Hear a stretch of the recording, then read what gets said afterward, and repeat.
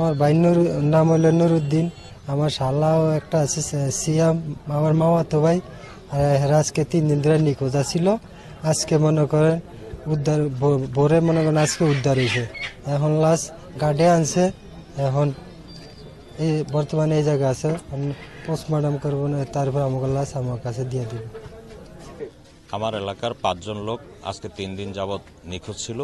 আমরা স্থানীয়ভাবে সবাই খোঁজাখুঁজির পরে গতকালকে স্থানীয় প্রশাসনের সহযোগিতায় আমরা নিশ্চিত হলাম যে এরা সবাই পানিতে ডুবে মারা গেছে। কালকে থেকে এদেরকে উদ্ধারের চেষ্টা অব্যাহত চলতেছে। আজকে 2 জন উদ্ধার হয়েছে, বাকি 3 জন এখনো উদ্ধার হয়নি। নিশ্চিন্তে খান স্বাস্থ্যকর অল টাইম পান, অল টাইম হেলদি লাইফ। তো আমরা স্থানীয় প্রশাসন এদের কাছে আশাবাদী যে এরা খুব দ্রুত আমাদেরকে এই লাশগুলি উদ্ধার করে দিবেন। আমরা আমার এলাকা সবাই শোকাহত এই এবং মর্মাহত এই ঘটনায়। আমরা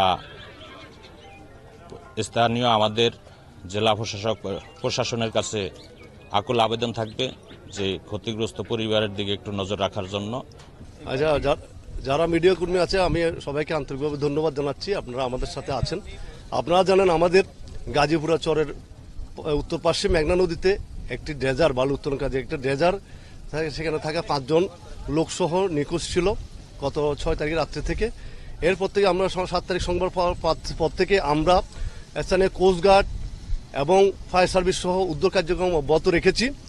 তারা ধারাবাহিকতায় গতকাল আমরা এই কোস্টগার্ডের ডুবুরির মাধ্যমে এই যে ড্রেজারটা কোথায় আছে সেটা আমরা শনাক্ত করতে সক্ষম হয়েছি। আজকে ভোরবেলা থেকে যখন পানি একটু শান্ত ছিল তখন আমরা বিআইডব্লিউটি এর ডুবুরি দল এবং স্থানীয় ডুবুরি দল মিলে আমরা ওই ড্রেজারে যখন তল্লাশি অভিযান পরিচালনা করি, সেখান থেকে 2টি লাশ উদ্ধার করতে সক্ষম হয়েছি। একজনের নাম নুরু আলম নুরু, বয়স 50, একটা মোহাম্মদ সিয়াম 22-23।